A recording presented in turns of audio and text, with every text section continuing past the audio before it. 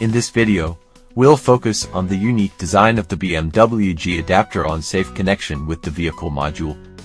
With the 3 positioning pins, connection is actually simple. Connection tips.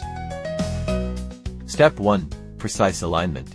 Make sure the 3 positioning pins on the adapter are accurately aligned with the 3 marked points on the BMW G chassis BDC2 module.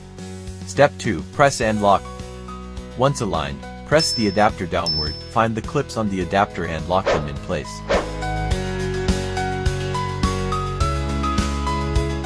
Safe removal.